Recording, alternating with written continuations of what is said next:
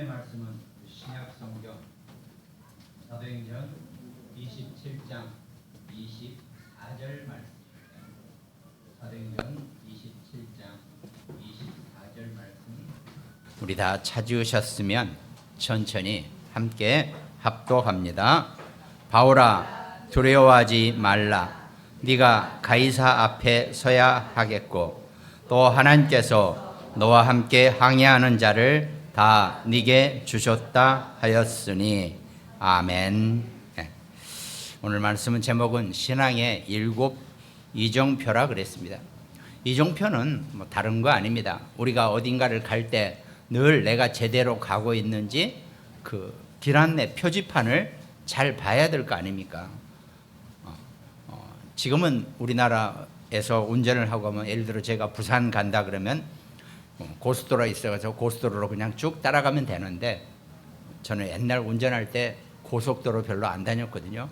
늘 이런저런 산길을 따라다니면서 잘 다녔는데 그때는 뭐 내비게이션도 없었죠.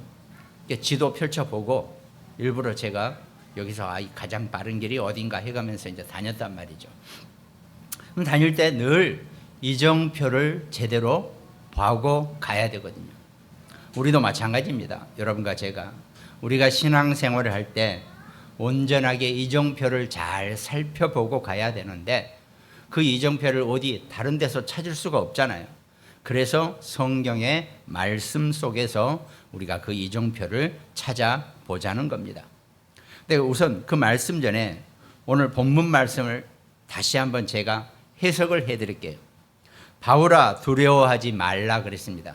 그럼 여기서 바울은 그 당시에 2000년 전에 바울이기도 하지만 오늘날 여러분과 저 우리 모두를 의미합니다.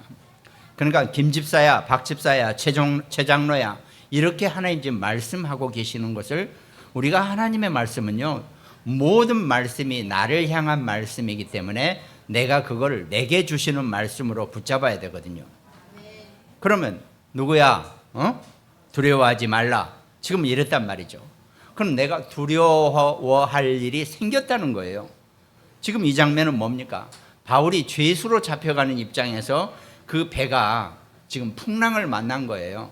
그래서 이거 까딱하면 지금 이 물속으로 완전히 풍랑 속에 빠지게 될 상황이거든요. 그러니까 그때 하나님이 두려워하지 말라고 말씀하고 계신다는 의미는 내가 살아가는 내 삶의 인생길에서 이런저런 어려움이나 문제나 사건을 만나서 내가 어마어마하게 지금 두려워할 그런 시간표요, 그런 상황이라는 겁니다. 그때 하나님이 내게 말씀하시는 거죠. 누구야? 두려워하지 말라. 네가 가이사 앞에 서야 하겠고 그랬습니다. 네가 앞으로 가이사 앞에 서야 한다는 거죠. 가이사는 그 당시에 로마 황제의 이름입니다. 시저, 게사르, 가이사 이렇게 다 같은 명칭이에요. 로마 황제 앞에 네가 지금 서야 된다는 거죠. 바울이 뭐 때문에 로마 황제 앞에 서겠습니까? 로마 황제 앞에 엎드리는 게 아니고 당당히 선다라고 얘기하셨습니다. 여러분과 제가 지금 당장 어려움이나 무기나 위협이나 문제가 생겨서 내가 물에 빠져 죽는 것이 아니라 하나님은 이미 나를 그 당시에 최고의 황제 로마 황제 앞에 나를 세우시려고 나를 살리실 거라는 거죠. 그럼 이거 그냥 다시 말을 바꿔볼게요. 네가 가이사 앞에 서야 하겠고가 아니라 네가 트럼프 앞에 서야 하겠고나 똑같은 겁니다. 오늘날 미국의 트럼프 대통령이 나름 전 세계의 최고 위치에 있는 사람이라고 보면 우리와 우리 자녀, 우리 후대가요 적어도 그런 대통령이나 위정자 앞에 당당히 설 수 있는 위치로 우리를 만들어 주시겠다는 겁니다. 목사님 참 허황한 얘기하고 계시네. 이렇게 생각하실 수도 있겠죠. 그러면 허황된 겁니다. 그러나 이걸 아멘으로 받으시면 나는 못 서더라도 내 자녀는, 내 후대는, 렘넌트들은 적어도 인생 살면서 정말 그런 일국의 국왕 앞에, 왕 앞에 서서도 당당히 내 전문성과 내 어떤 할 얘기를 할 수 있는 그런 인물이 된다는 겁니다. 꼭 대통령 앞에 서야지 뭐 최고냐? 예를 들자면 그렇다는 얘기입니다. 우리가 예를 든 걸 잘 이해를 해야 돼요. 이 말이 지금 그런 의미란 말입니다. 네가 가이사 앞에, 황제 앞에 당당히 서야 할 것이고, 또 하나님께서는 너와 함께 항해하는 자를, 함께 항해하는 자라 그랬습니다. 그 배에 함께, 지금 풍랑을 만나서 이 배가 언제 물속에 빠질지 몰라요. 근데 이 함께 항해하는 모든 배에 있는 사람들을 의미합니다. 그럼 이건 뭔 얘기입니까? 네가 만나는 모든 사람 전부를, 이런 뜻이거든요. 우린 살면서 전부 다 만남이 있지 않습니까? 이런저런 만남이 있단 말이죠. 그럼 그 만나는 사람들을, 모든 만나는 사람들을 다 너한테 주셨다 그랬습니다. 야, 그럼 다 그 만나는 사람을 내게 주셨다라고 하는 의미는 내 것이라는 뜻이죠. 그 어떻게 사람이 내 것이 됩니까? 그러니까 우리가 늘 이런 말을 내 것이 네게 주셨다라고 하는 의미가 내 것이라는 뜻인데, 내 것이니까 내가 마음대로 하고 짓밟고 이런 수준으로 우리가 생각을 한단 말이죠. 그게 왜 그러냐면 이 인류 역사 속에서, 전쟁과 정복의 역사 속에서 네게 주었다, 네 것이다 그러면 완전히 저건 내 마음대로 해도 되는구나, 이런 수준의 머리밖에 우리가 안 된다는 겁니다. 성경은 그 말씀을 하는 게 아니고 여러분과 저와 우리 자녀, 우리 후대에게 네가 만나는 모든 사람들을 네가 책임질 것이다라고 하는 뜻이에요. 네게 주셨다라고 하는 얘기는. 제가 신앙생활도 제대로 안 하고 나이 40대서 예수님 영접하고 그때 부랴부랴 신학교 가고요. 제가 이제 50에 목사 안수를 받은 늦깎이 목사입니다. 근데 저는 인생 살면서 남자니까 적어도 내가 앞으로 살면서 뭐 그때는 하나님이라고 안 했으니까 그래도 내가 뭔가 사업을 해가지고 한 1000명 정도는 내가 먹여 살려봐야지, 난 적어도 그런 꿈을 갖고 살았거든요. 그래서 인생 열심히 살고 공부도 열심히 할 만큼 하고 세상도 살면서 남 눈치도 잘 맞춰가면서 비위도 잘 맞춰가면서 직장생활도 하고 나름대로 사업도 해보려고 하는데 목표는 그거였어요. 내가 하는 사업을 뭔가 공장이 되든 뭐 사업을 하든 일으켜가지고 한 1000명 정도는 내가 먹여 살려는, 난 그런 사람이 되고 싶었거든요. 근데 이게 맞더라고요. 내가 그런 생각을 한 게, 바울아, 네가 함께 만나는 모든 자를 다 네게 주셨다라고 하는 의미가 그 의미예요. 적어도 남자로 태어났으면 인생 살면서 사업을 일으켜서 적어도 한 1000명 정도는 그 식솔들을 내가 먹여 살리는, 난 그 정도 사람이 나한테 되고 싶었거든요. 다 지나간 얘기지만 그러나 저는 이 희망을 절대로 잃지 않습니다. 적어도 내 자녀들이나 내 자녀의 자녀나 또 우리 교회의 어떤 렘넌트가, 어떤 후대가 적어도 그 정도 안 하리라는 생각은 하고 싶지 않거든요. 누군가는 그렇게 하면 되는 거죠. 우리가 다 얘기하잖아요. 인생이 꼭 70, 80 넘으면 끝나는 게 아니라 그랬잖아요. 어느 시점에서 새로 시작해가지고 하나님이 어떻게 축복을 하시면 충분히 가능한 일이거든요. 우리가 살면서 하나님 말씀을 이렇게 받아들이고 이게 내 것이 돼야 되거든요. 그래도 우리가 인원이 몇 명 되지 않지만 다 나름대로 하나님이 축복하시고 다 나름대로 전문성을 가진 멤버들이란 말이죠. 그럼 이 중에 꼭 남자가 아닙니다. 뭐 어떤 분이라도 정말 그 정도 인생을 살 수 있는, 난 그런 축복, 꼭 그렇게 해야지 인생을 잘 살았다, 성공했다, 이렇게 표현하고 싶지는 않지만 그래도 예를 들자면 그렇다는 얘기입니다.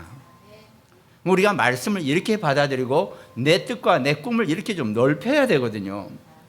근데 이 말씀을 오늘 같이, 바울아 두려워하지 말라, 네가 가이사 앞에 서야겠고 또 하나님께서 너와 함께 항해하는 자를 다 네게 주셨다 했으니, 이 말씀을 가지고 이렇게 풀어서 좀 이렇게 좀 넓게 우리 자녀가 이런 응답을 받을 수 있도록 그렇게 기도하시기 바랍니다. 그럼 내 자신도 마찬가지예요. 내 인생 아직 끝나지 않았기 때문에 내가 얼마든지 내가 하는 이 전문성과 업을 가지고 정말 내가 그 정도로, 나를 만나는 사람들은 다 하나님이 내게 주셨다고 약속하셨기 때문에 이거는 하나님이 내게 약속하신 거예요. 그럼 나는 그 약속대로 하나님한테 달라 그러면 됩니다. 하나님, 그럼 지금부터 제가 만나는 사람은 전부 다 제가 책임지겠습니다. 이렇게 하면 되는 거죠. 우리 기독교인들이 너무 소박해가지고 그렇게 생각을 잘 안 하죠. 하나님은 근데 여러분과 제게, 우리 자녀들에게, 우리 후대에게요, 적어도 이 정도의 응답과 축복을 다 예비하시고 준비해 놓으셨는데, 우리가 이 원리를 제대로 깨닫지 못하고 이 원리를 제대로 붙잡지 못하니까 나도 그렇고 내 후대도 그렇고 후대의 후대도 그렇고 늘 이렇게 살게, 이런 인생 우리 좀 하지 말자고요. 진짜 성경이 이미 하나님이 여러분과 제게, 우리 자녀들에게, 우리 후대에게 어마어마한 축복을 예비해 놓으셨는데, 아니 그걸 못해요? 하긴 그렇게 하면 목사님 자기도 못 해놓고 이러면 저도 할 말이 없지만, 어쨌든 우리가 이 꿈을 가지고 이 희망을 가지고 정말 하나님 앞에 기도하시면 하나님은 못하실 일이 없다고 분명히 말씀하셨지 않습니까? 우리가 인생을 살면서 신앙생활 하면서 적어도 이 정도 하나님 앞에 내놓으라고 하시기 바랍니다. 왜 못해요? 하나님한테 내놓으라고 하시기 바랍니다. 안 될 게 하나도 없다는 겁니다. 오늘 이 말씀이 사도행전 27장 24절 말씀이죠. 이것이 우리가 신앙생활하는 이정표입니다. 그럼 오늘 서론에는 하나님이 어떻게 예수님이 우리의 신앙생활에 가장 기본적이고 근본적인 치유의 말씀을 우리에게 주신 거죠. 그것이 마태복음 말씀 중에 있죠. 마태복음, 예수님이 우리에게 주시는 산상보훈입니다. 예수님께서 마태복음 5장에 다 모여라 해놓고 메시지를 주신 게 있죠. 그 서론의 첫 번째가 우리에게 바꿀 것을 말씀하신 겁니다. 마태복음 5장 3절에 심령이 가난한 자는 복이 있나니 천국이 그들의 것이며, 제가 교회 안 다녔을 때도요, 가끔 기독교인들이나 이렇게 어디 문구나 이렇게 신문이 이런 데 나오면 심령이 가난한 자는 복이 있나니 천국이 그들의 것이며 봤단 말이죠. 진짜 이해가 잘 안 되죠. 아니 가난한 게 뭐가 복이 있다고 천국에 간다 그러지? 난 가난한 거 싫어. 아니 어렸을 때부터 가난하게 살았는데 내가 뭐 때문에 또 그렇게 가난하게 살아야 돼? 난 그렇게 생각했거든요. 그런데 그런 의미가 아니라, 우리의 심령이 가난한 자는 내가 다른 것 일체 내 마음을 뺏기지 않고 오직 하나님 한 분에만 내 마음이 뺏기니까 내 마음이 가난해질 수밖에 없는 거죠. 그럼 반대로 얘기해 봅시다. 심령이 부자인 자는 뭡니까? 온갖 이것저것 이거 유튜브부터 시작해서 하여튼 이 시대에 있는 것 총망라해서 핸드폰도 2개씩 봐가면서 온갖 이것 속에 빠져 있는 사람이 심령은 부자인데 영적으로는 어마어마하게 가난한 자라는 겁니다. 그런 사람들은 천국이 그들의 것이 아니라 천국에 들어가기가 쉽지가 않다는 거죠. 워낙 이것저것 수많은 것 속에 빠져 있으니까요.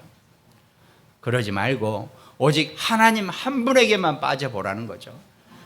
그러면 하늘나라가 그들의 것이라고 말씀하고 계신다는 거죠. 그 당시 바리새인들은 온갖 이것저것 전통, 규례 이런 걸 만들어가지고 이런 걸 하기 때문에 그리스도 한 분을 바라보기가 너무 힘들어져 버린 거죠. 그걸 얘기한 겁니다. 그렇다고요, 저도 참 많은 걸 좋아해요. 여러 가지 것을 좋아하는 사람이에요. 집에 가서 가끔 유튜브도 봐요. 산속에서 혼자 통나무 집 짓는 거 이런 거. 그냥 저는 다른 거 안 보고 그런 게 그냥 제일 리얼하고 사실적이기 때문에 주로 좀 그런 걸 보는데 좋아해요. 그런 것도 보고. 그런 걸 하지 말라 얘기가 아니라 정말 내 마음이, 내 온전한 내 중심은 하나님 앞에 가 있으라는 겁니다. 근데 그걸요, 내 자신이 가장 잘 알고 하나님이 나를 너무 잘 알고 계십니다.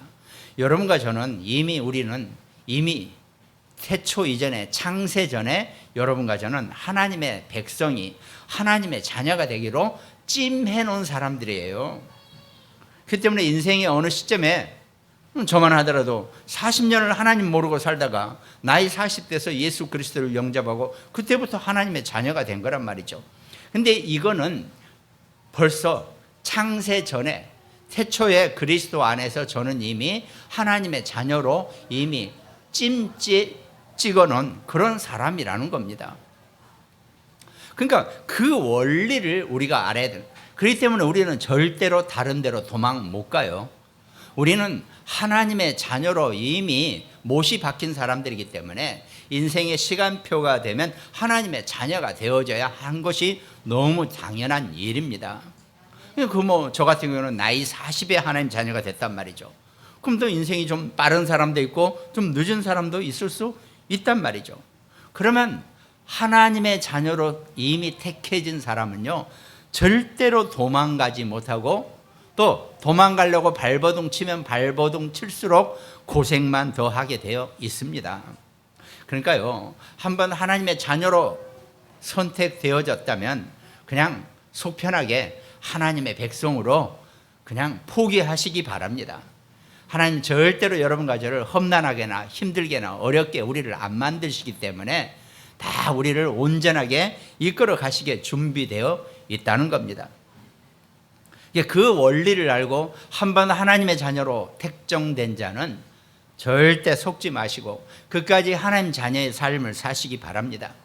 예수 그리스도를 영접하고 하나님의 자녀가 됐기 때문에 우리는 절대로 지옥 갈 수가 없다는 겁니다.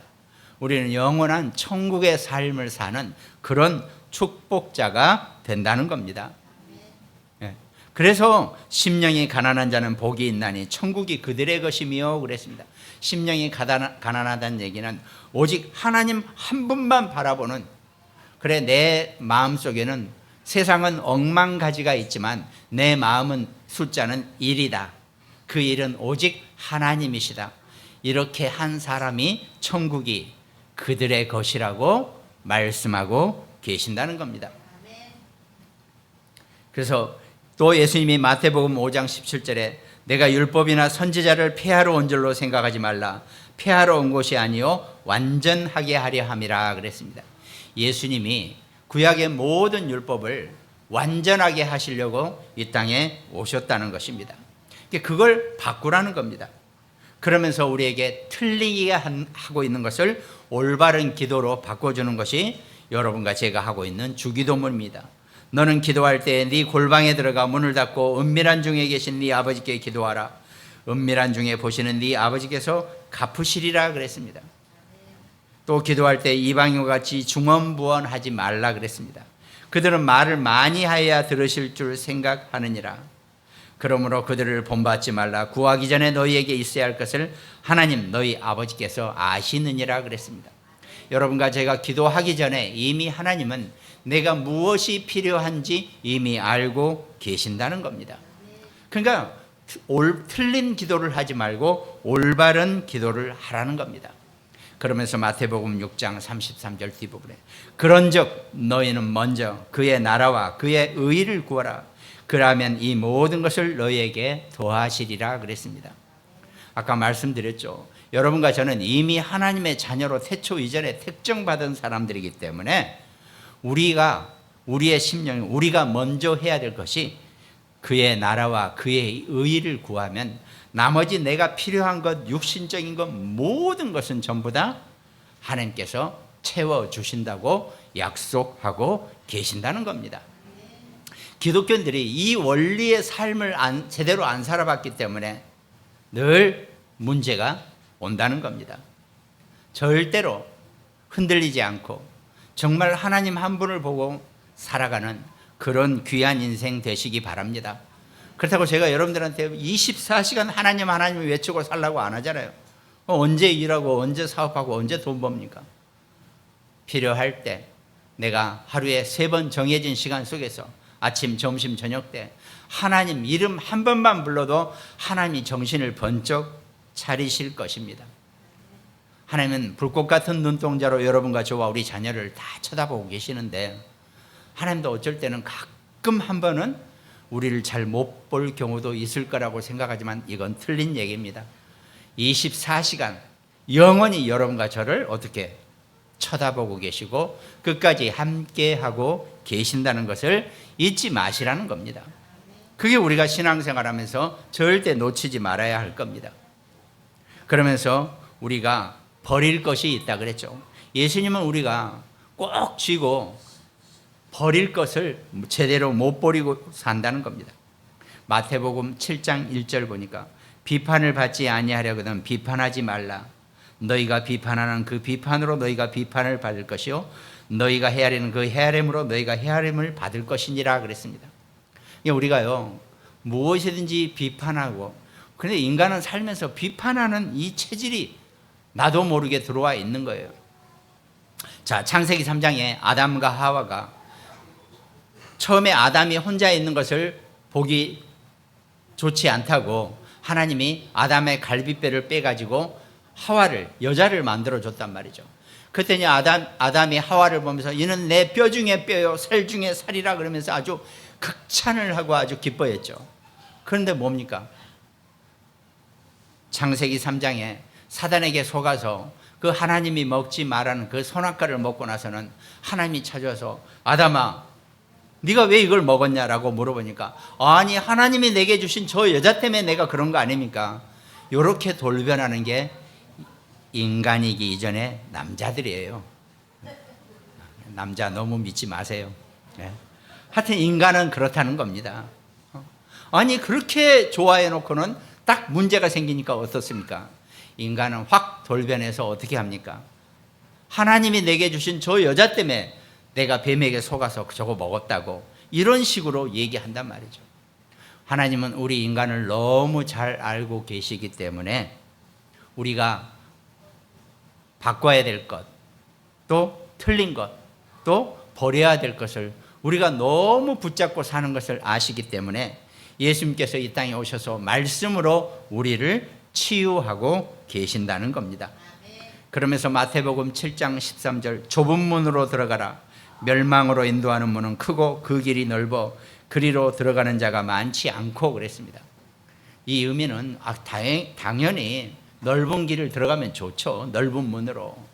그런데 좁은 문으로 들어가라 하는 얘기는 하나님의 말씀의 문은 좁은 문이라는 것을 의미합니다.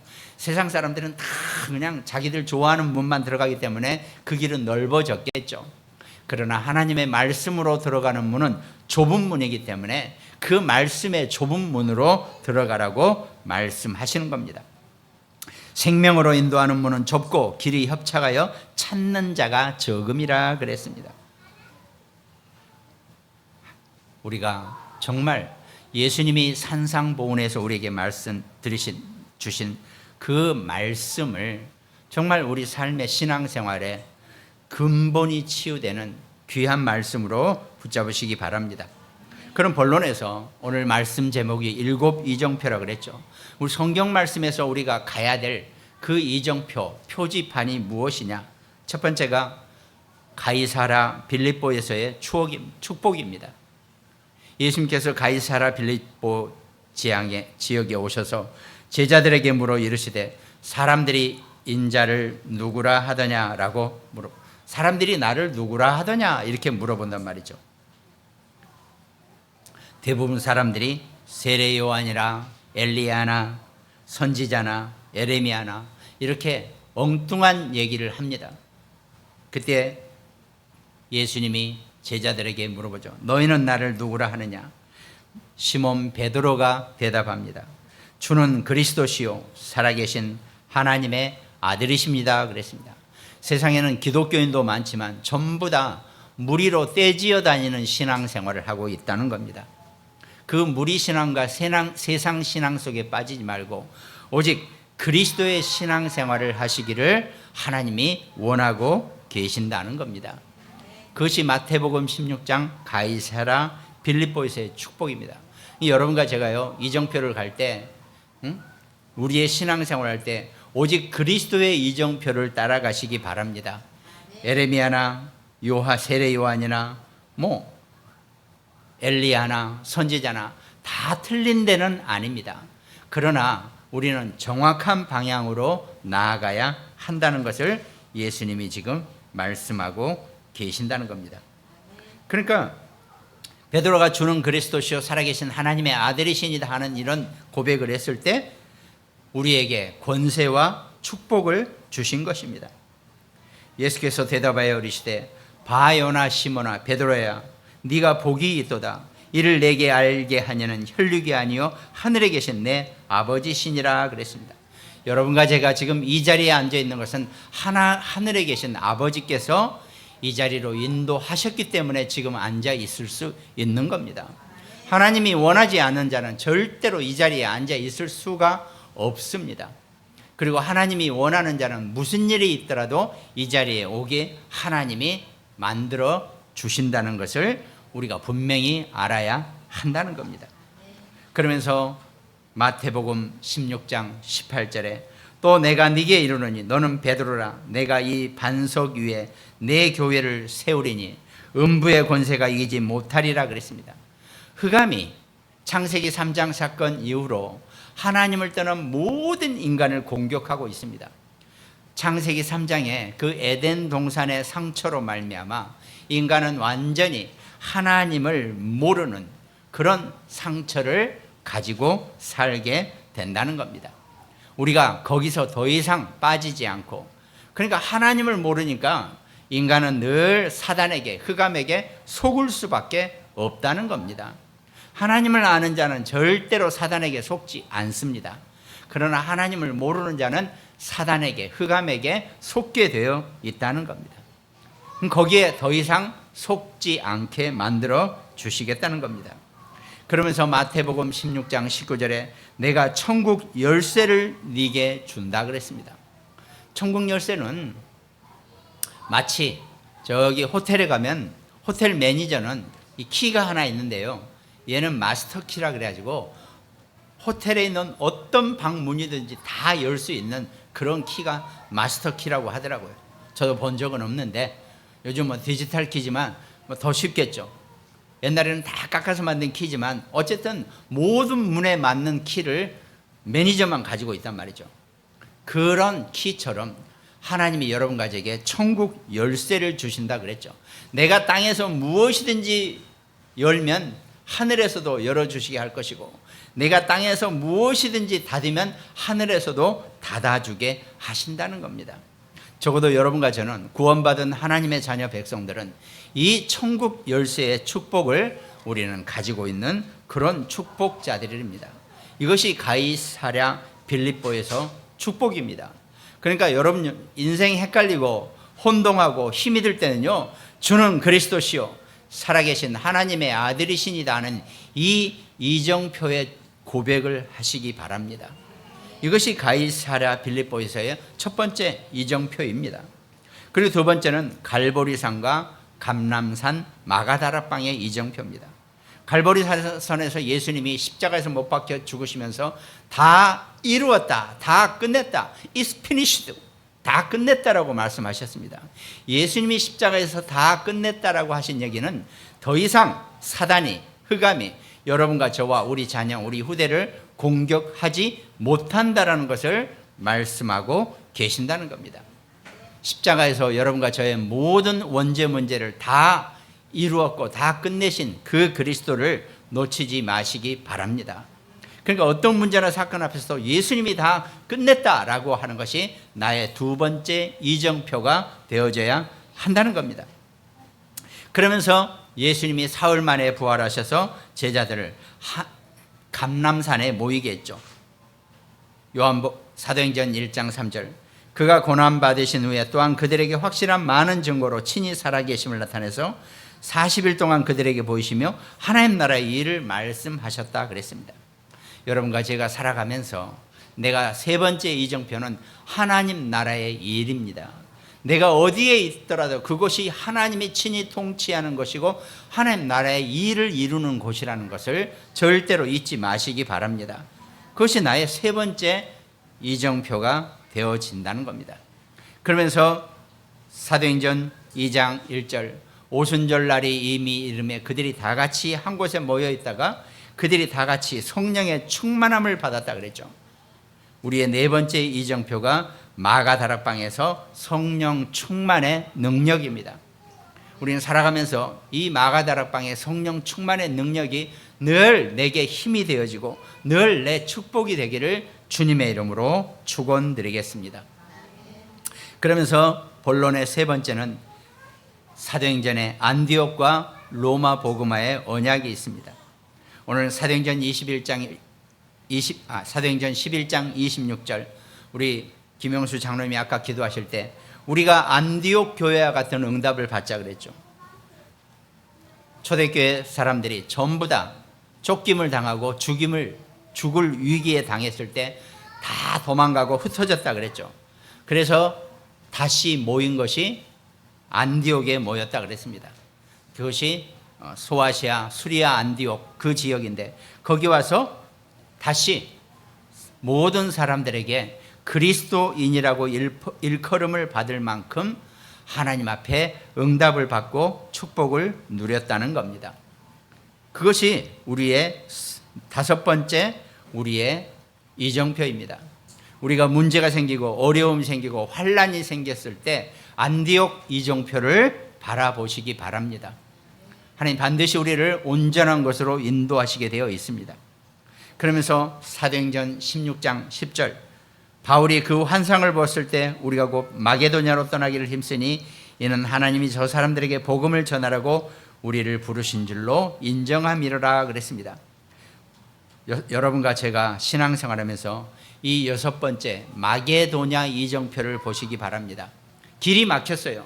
길이 끊겼습니다. 더 이상 앞으로 갈 수가 없어요. 끝났습니다.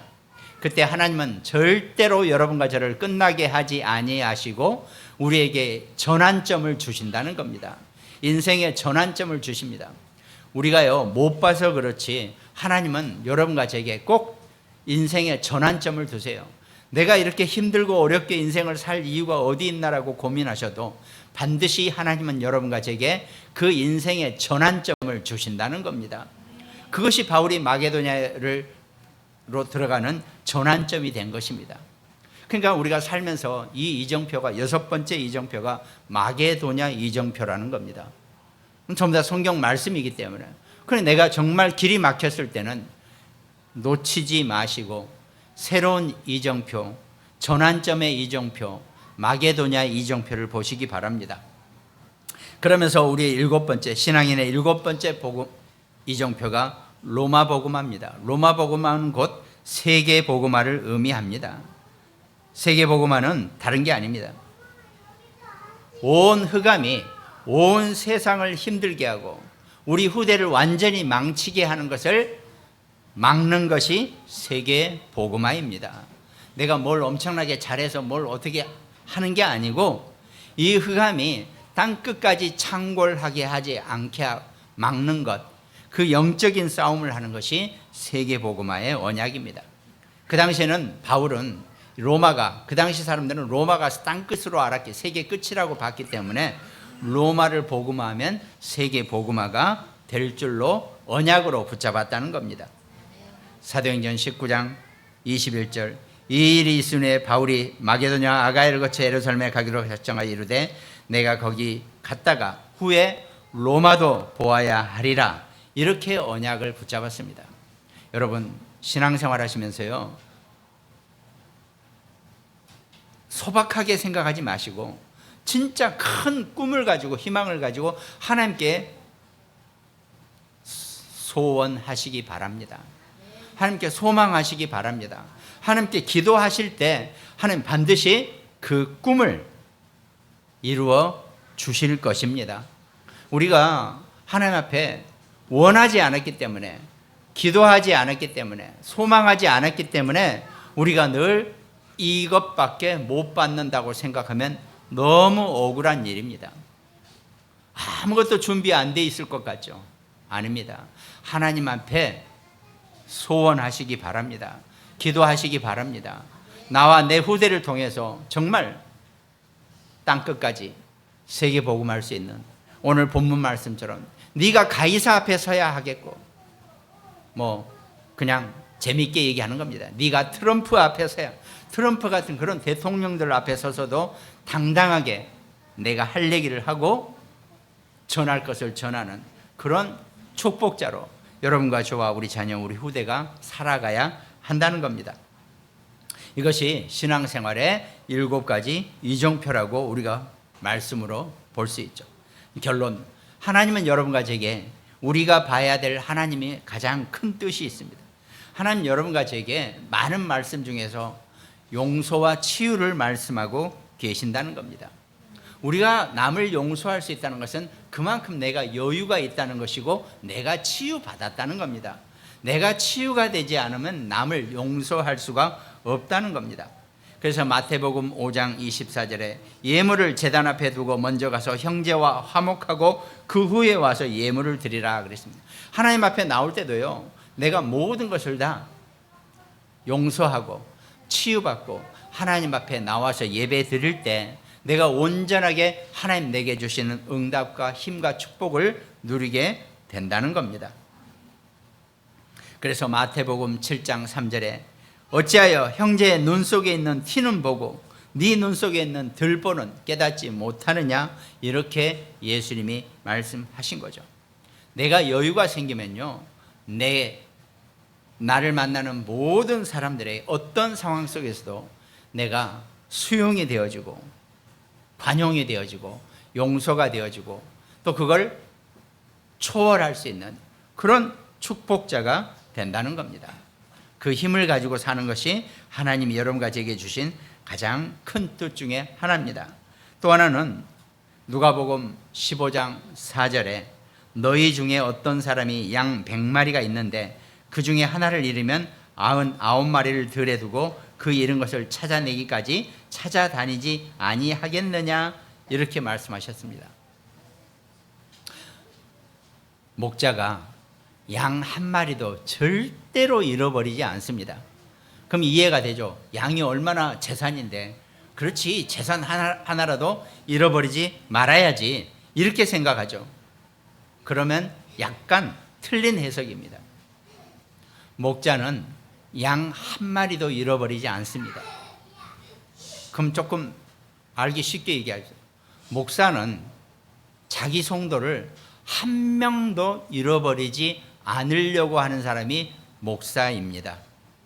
근데 부득이 어쩔 수 없이 이렇게 움직여서 떠날 경우에는 거기서 멈추는 것이 목사입니다.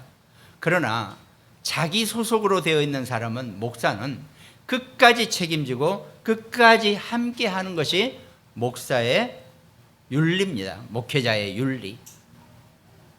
그러니까 나를 버리지 말아주세요라고 아무리 얘기하지만 목자는 절대로 버리지 않습니다.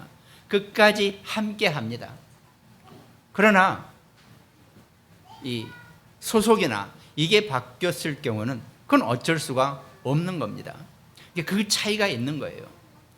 99마리 양, 또 한 마리 잃어버린 양, 그 한 마리 잃어버린 양을 찾기 위해서 목자는 목숨도 내걸고 움직입니다. 그게 목자가 하는 일입니다. 저 아주 비탈길 낭떠러지에 양이 빠져 있다 할지라도 목자는 악착같이 내려가서 그 양을 건져오는 것이 목동이에요. 오늘날 모든 목회자의 윤리 규정이 이렇게 되어 있다는 겁니다. 그걸 여러분들이 이해하시면 됩니다.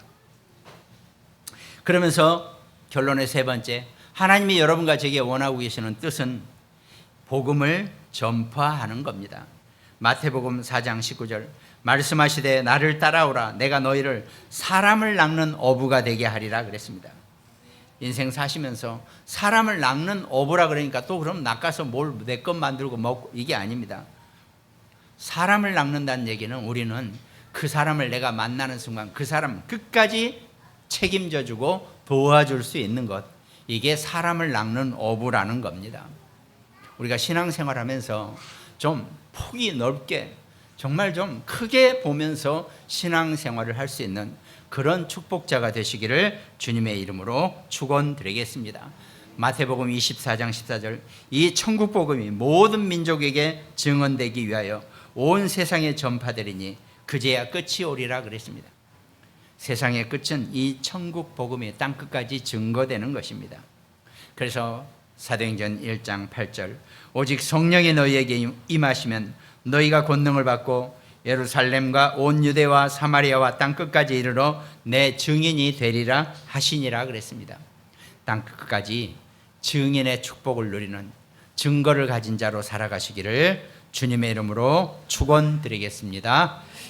오늘 특별히 말씀 함께 나누시는 우리 모든 가정들, 또 굿모닝병원 현장과 태안의 안지영 집사, 또 광주와 강릉지교회, 또 일본과 미국 지교회, 또 함께 말씀 나누는 우리 모든 가정들, 한 주간도 정말 하나님 주시는 성령의 은혜와 축복을 누리는 귀한 응답 누리시게 되기를 주님의 이름으로 축원드리겠습니다.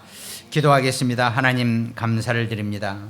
오늘 예수님이 가르쳐 주시는 신앙생활의 근본 치유를 우리가 버릴 것과 고쳐야 될 것과 정말 우리가 바꿔야 될 것을 제대로 보고 살아가는 신앙생활의 승리자가 될 수 있도록 하나님이 인도하시고 역사하여 주시옵소서. 바울아 두려워하지 말라. 네가 가이사 앞에 서야 하겠고 또 하나님께서 너와 함께 항해하는 자를 다 네게 주셨다 했으니 이 말씀에 온전한 영적인 뜻을 붙잡고 삶의 승리자로 살아가는 모든 축복자가 되게 하여 주시옵소서. 감사를 드렸고 우리를 구원하신 예수 그리스도 이름으로 기도합니다. 아멘.